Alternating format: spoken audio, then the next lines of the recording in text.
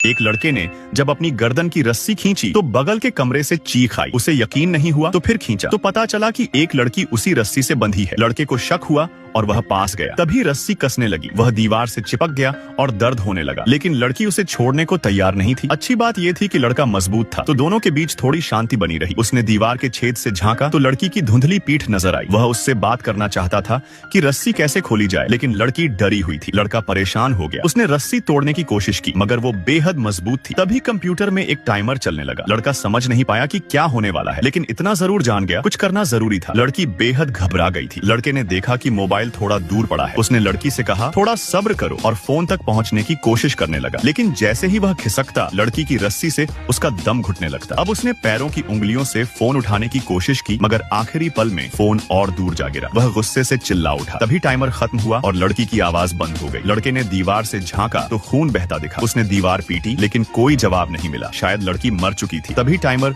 फिर से चालू हो गया। अब साफ था कि ये घर उसे यूं ही नहीं छोड़ने वाला। लड़के ने कमरे में कुछ ढूंढना शुरू किया। तभी उसे याद आया, ट्यूबलाइट का कांच रस्सी काटने में काम आ सकता है। वह पलंग पर चढ़ा, लेकिन ऊंचाई कम थी। इसी तरह उसने ट्यूबलाइट तोड़ी और कांच नीचे गिरा। वह कांच उठाने ही वाला था कि रस्सी फिर से खिंच गई। असल में लड़की मरी नहीं थी, बस बेहोश थी। अब उसे यकीन हो गया कि लड़का उसे मारना चाहता है, इसलिए उसने पूरी ताकत से रस्सी खींची। लड़का कुछ कहना चाहता था, लेकिन रस्सी ने उसकी आवाज दबा दी। टाइमर खत्म होने वाला था और वह बेहद थक चुका था। तभी दीवार से लाल रंग की एक तरल चीज निकलने लगी, जिससे उसे थोड़ी राहत मिली। लड़के ने देर नहीं की। अब उसे लड़की पर कोई दया नहीं आई। उसने पूरी ताकत से उसकी गर्दन तोड़ दी, फिर कांच उठाकर रस्सी काट दी। टाइमर खत्म होने से ठीक पहले लड़का आजाद हो गया। रस्सी और खून दोनों दीवार के छेद में वापस चले गए। उसे लगा सब खत्म हो गया है, लेकिन तभी टाइमर फिर से जल उठा और उसका हाथ दोबारा रस्सी से बंध चुका था। असल में ये सब एक खेल था। इस टाइमर का मकसद ये था कि दो लोगों को आपस में लड़वाना। तो दोस्तों, अभी आपके फोन में टाइम क्या हो रहा है?